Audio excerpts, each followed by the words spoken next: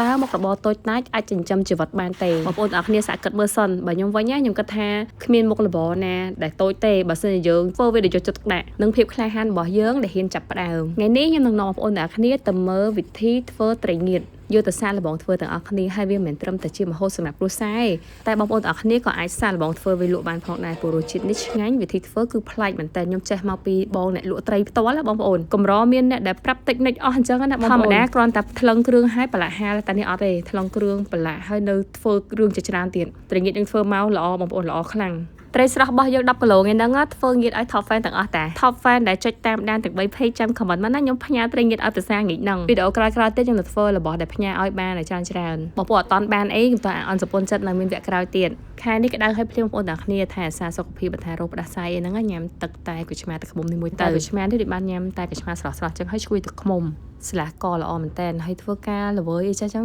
ដាក់តែមួយក្អឺមកមានកម្លាំងវិញហើយកុំញ៉ាំបោះទេលេខ2ខ្មែរយើងមានតែទឹកឃ្មុំឆ្ងាញ់ហើយជាផលិតផលរបស់ក្នុងស្រុកយើងទៀតតែទឹកឃ្មុំ Freshie មានរូបរាងដបថ្មីស្អាតទាន់សម័យកាន់ថតរូបក៏ស្អាតដែរផលិតដោយក្រុមហ៊ុនធំមានគុណភាពល្អដែលយើងអាចជឿទុកចិត្តបានយើងចង់ទិញទុកញ៉ាំជុំគ្រួសារទិញទុកដើរលេងដើរមួយមិត្តភ័ក្តិទិញទុកទទួលភ្ញៀវឬមួយក៏ជូនសាច់ញាតិអីគឺរឹតតែពិសេសគាំទ្រផលិតផលក្នុងស្រុកគាំទ្រទឹកផ្លែឈើ Freshie ឆ្ងាញ់ហើយមានគុណភាពល្អមកមើលពីវិធីធ្វើត្រីងៀតរបស់យើងវិញអត់ពិបាកធ្វើទេបងប្អូនគ្រាន់តែវាមានតិចនិចខ្លះសម្រាប់យើងធ្វើមិនឲ្យសាច់ត្រីងៀតរបស់យើងថ្លាស្អាតរសជាតិឆ្ងាញ់សមល្មមហើយវិធីធ្វើនេះខុសពីខ្ញុំធ្វើល្មមបងប្អូនខុសគ្នានិយាយទៅយើងកែតែបន្តិចទេ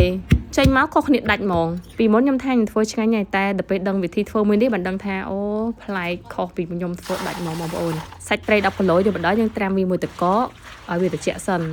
ទៅត្រាំ1ម៉ោងទៅ2ម៉ោងអីក៏បានដែរបងប្អូនដើម្បីឲ្យសាច់នឹងរឹងគ្រឿងរបស់យើងមានអំបិល3ខាំស្ករកន្លះគីឡូបើសិនជាបងប្អូនញ៉ាំរៀងផ្អែមដាក់ស្ករ6ខាំប៊ីចេង1ខាំ2ខាំអីទៅតាមយើងចូលចិត្តទេយើងច្របល់គ្រឿងនឹងឲ្យសព្វហើយយើងទម្លាក់ត្រីមកប៉ាតវាថ្នមអញ្ចឹងហើយយើងអត់ជ្រោកច្របល់វាក្នុងហ្នឹងហ្មងហើយបងប្អូនយើងទម្លាក់ត្រីហើយយើងរោយអំបិលដែលយើងបានច្របល់គ្រឿងមិញហ្នឹងណាប៉ាតវាចឹងទៅដូចក្នុងវីដេអូខ្ញុំបានបង្ហាញនេះចឹងនេះយើងធ្វើងៀតអណ្ដែងបើសិនយើងធ្វើងៀតត្រីរ៉ស់ក៏ធ្វើវិធីដូចគ្នាដែរគ្រាន់តែថាខុសត្រីរ៉ស់យើងអត់ដាក់ខ្ញីទេត្រីអណ្ដែងយើងដាក់ខ្ញីហើយយើងប៉ាតវាថ្នមអីដូចគ្នាចឹងបើប្រើចាន់ដែកធំហ្មងស្រួលបងប្អូនតែនេះចាន់ដែកតូចចឹងយើងផ្អាប់វាមកស្ទុះទៅវារៀងលលីអំបិលអស់យើងច្របល់ជ្រោកថ្នមមែនតើហ្មងណាហើយនេះទៅពេលដែលច្របល់សពគ្រឿងហើយយើងក៏ពូតទឹកខ្ញីដាក់ខ្ញីនេះដាក់ប្រហែលជា1ខាំអីហ្នឹងឯងបងប្អូនយើងប្រឡាក់វាទុកមកល្ងាចសិនទៅពេល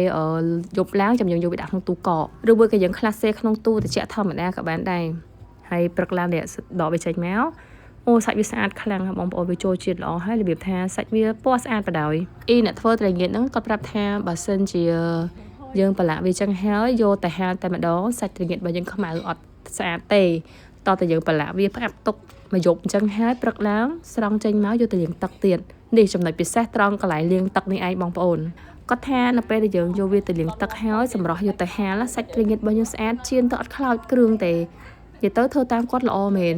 សាច់ត្រីងៀតរបស់យើងពេលហាលហើយស្អាតដល់បងប្អូនដូចលាបក្រែមប៉ុន្តែយើងនិយាយថាធម្មជាតិណាសាច់ថ្លាល្អខ្លាំងសម្រស់វាហើយរៀបយកទៅហាលតែយើងប្រឡាក់មកទៅហុយអីតាមការចូលចិត្តទៅគ្រាន់តែយើងប្រឡាក់សម្រស់លាងទឹកហ្នឹងចង់ស្រកអស់3គីឡូបាត់ហើយនិយាយទៅឡើងស្រកខ្ញុំនិយាយមែនបងប្អូនខ្ញុំជួបតែមនុស្សល្អទេទៅណាក៏គេរបៀបថាគេអត់លាក់យើងហ៎គេចូលចិត្តប្រាប់អីត្រង់ជាមួយខ្ញុំហ៎ទៅពេលចឹងទៅខ្ញុំក៏ចូលចិត្តចែកម្លែកទៅគេវិញបន្តដែរត្រីហ្នឹងយើងរៀបចំធ្វើម៉េចហាលពីព្រឹកទៅពេលហាលពីព្រឹកចឹងល្ងាចឡើងត្រឹមម៉ោង4ម៉ោង5អីស្ងួតមកល្មមហូបអីហើយប៉ះអាកាសធាតុលើក្តៅផងហាលតែផ្លេតទេអត់យូរទេចំណុចសំខាន់មួយទៀតដែរនៅពេលដែលយើងហាលត្រីហ្នឹងបើសិនជាមេឃវាក្តៅខ្លាំងបងប្អូនហាលអាសាប្រែបន្តិចតែកាលណាយើងហាលជ្រុលមកហ្នឹងដឹងតែវាស្អិតពិបាកនឹងឆ្កឹះហើយវាស្អិតជាប់ប្រទេសហ្នឹងហ្មងអញ្ចឹងបើសិនជាយល់ល្អត្រឹម2ម៉ោងអីប្រែម្ដងទៅត្រីរបស់យើងរសជាតិវានេះគឺថាសមល្មមហ្មងអត់ប្រៃពេកអត់ផ្អែមពេកទេហើយនេះបើសិនជាបងប្អូនចិត្តញ៉ាំនឹងផ្អែមថែមស្ករដូចខ្ញុំនិយាយហ្នឹងទៅវាផ្អែមត្រូវមាត់ហើយតែយកជៀនមកគ្មានឡើងខ្លោចឡើងអីទៅបងប្អូនអើយសាច់ស្អាតខ្លាំងបងប្អូនទាំងអស់គ្នាដែលកំពុងទទួលស្ដាយនេះបើសិនជាមានវិធីធ្វើត្រីងៀតផ្សេងដែលល្អជាងនេះកុំភ្លេចជួយចែករំលែកនៅខាងក្រោមវីដេអូនេះផងណា